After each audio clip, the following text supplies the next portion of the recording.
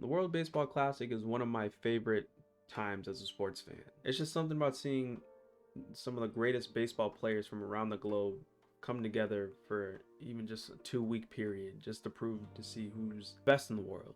I've been watching this year's World Baseball Classic and it hasn't disappointed at all. I credit the WBC for allowing me to appreciate the players that make this game I love so much that much better. Now, the World Baseball Classic has been home to many all-time great performances from many players, from established MLB stars to players that we may not be super familiar with. Long story short, the WBC is a place where players can have another chance to be great. And I want to talk about one player in particular.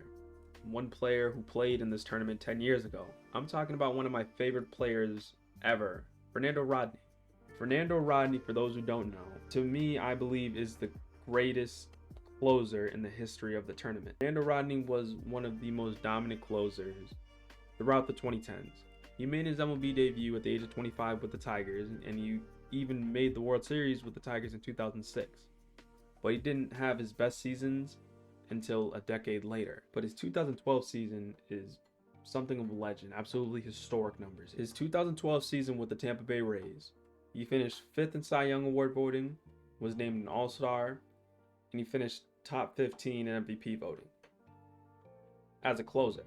That's up there with Eric Gagne levels of greatness. .60 ERA through 76 games, 48 saves, with a whip under 1 at .77. He only allowed 5 earned runs the entire year. Fernando Rodney was damn near unhittable. Now, his 2013 MLB season, it was going to be hard for him to replicate such historic numbers, but he still had himself a really nice season. It just wasn't the numbers that you were seeing him put up the year prior. He pitched in every game of the 2013 WBC for Team Dominican Republic, and he went 7 for 7 in save opportunities.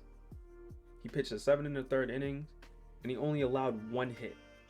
Batters batted .043 against him, and he struck out 8 batters and walked 3. One of those 7 saves was to clinch the WBC championship against Team Puerto Rico, and it gave me one of my favorite visuals since I've been a fan of this game. I feel for him, he was a little bit before his time in terms of him being at his very best. Still had good stuff with his fastball that would clock out around 96, 97, I think, if it was a good day.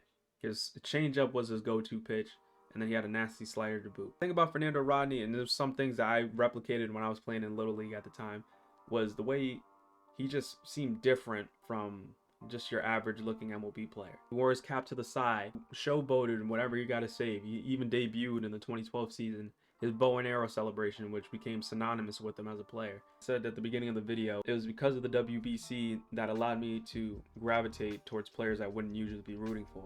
It was because of Fernando Rodney and him being one of the first players I actually started gravitating towards that wasn't donning my favorite team's uniform. I still found myself rooting for him every step of the way. I feel he doesn't get the credit that he deserves as being one of the better closers of the 2010s. It's events like the World Baseball Classic that can allow casual fans to feel more invested and see baseball at its absolute best, at its most passionate. You guys' thoughts and opinions of the World Baseball Classic going on right now. Let me know who you think is going to win. Are you guys rooting for? Is this your first World Baseball Classic? How do you like it?